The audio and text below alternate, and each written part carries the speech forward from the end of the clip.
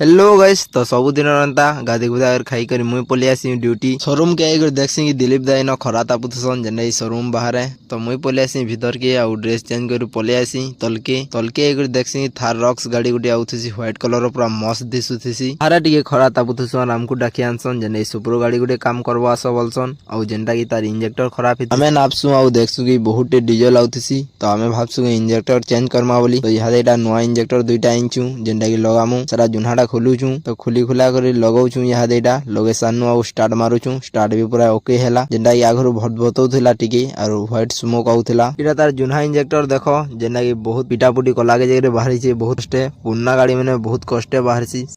साला ये दुख का खत्म नहीं होता बे सेटा करूथु और तेहरु हमको गुटे देदेसन सुपुरो गाड़ी जेने तार गियर बॉक्स माउंटिंग चेंज करवार थेसी तो एटा तो नुआटा आनी सानी न चेंज करवार लागे मुई आज ब्लॉग एतकिरे थिला फिर मिलवा नेक्स्ट ब्लॉग रे।